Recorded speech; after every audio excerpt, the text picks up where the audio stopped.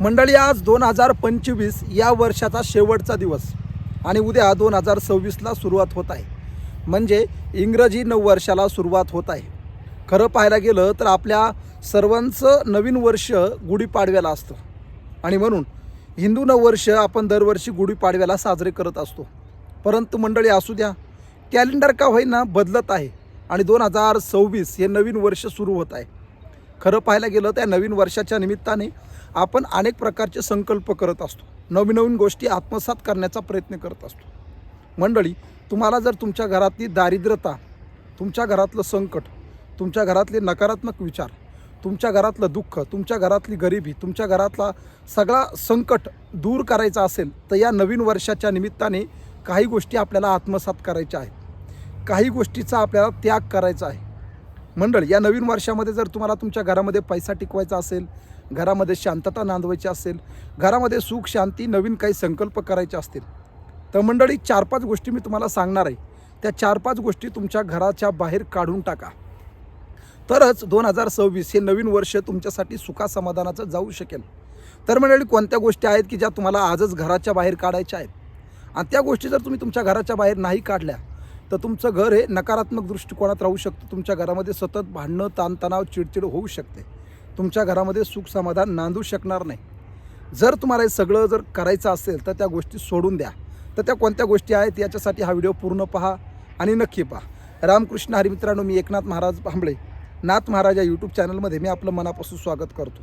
मित्रांनो, नवीन वर्षाचा नवीन संकल्प आपण दरवर्षी काही ना काही करत असतो. परंतु नवीन वर्षाच्या निमित्ताने आपल्याला आपल्या घरामधल्या काही गोष्टी बाजूला करायच्या आहेत, म्हणजे त्या घराच्या बाहेर काढून द्यायच्या आहेत.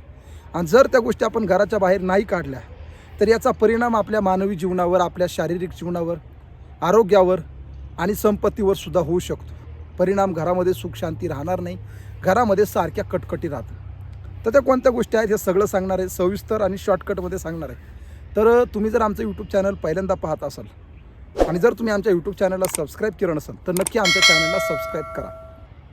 तर मंडळी, पहिली गोष्ट लक्षात घ्या, देव्हाऱ्यामधला जर देव जीर्ण अवस्थेमध्ये असेल आणि तडा गेलेली जर एखादी मूर्ती असेल, जीर्ण झालेली मूर्ती असेल किंवा भेगा पडलेली मूर्ती असेल देव्हाऱ्यामध्ये आपल्या, तडा गेलेली मूर्ती, तर ती कृपा करून तुमच्या घरामध्ये ठेवू नका. किंवा एखादा फोटो फुटलेला असेल देवतेचा तर तो फोटो किंवा ती मूर्ती तुमच्या घरामध्ये ठेवू नका. कारण तडा गेलेली मूर्ती 9 वर्षामध्ये आपल्यासाठी अपशकुन ठरू शकते. त्याच्यामुळे तडा गेलेल्या मूर्त्या आणि भेगा पडलेले देव हे आजच घराच्या बाजूला करा आणि नदीमध्ये विसर्जित करा. सगळ्यात महत्त्वाची गोष्ट म्हणजे जुनं बंद पडलेलं घड्याळ. मंडळी, तुमच्या घरामध्ये सुद्धा बंद पडलेले घड्याळी असतात. कुठेतरी कानाकोपऱ्यामध्ये आपण ते घड्याळी ठेवत असतो. तर मंडळी, कृपा करून हा जोड विनंती आहे, तुम्हाला जर तुमचा नवीन काळ चालू द्यायचा असेल आणि नवीन काळाची सुरुवात चांगल्या पद्धतीने करायची असेल तर जुनं बंद पडलेलं घड्याळ हे घराच्या बाहेर आजच काढा. कारण वास्तुशास्त्राच्या दृष्टिकोनातून बंद पडलेलं घड्याळ घरामध्ये ठेवणं अपशकुन आहे. आणि सगळ्यात महत्त्वाची गोष्ट मंडळी, शेवटची गोष्ट आहे, तुमच्या दारापुढे जर तुळस असेल आणि ती तुळस वाळलेली असेल तर कृपया वाळलेली तुळस उपटा आणि त्या ठिकाणी नवीन तुळस लावा.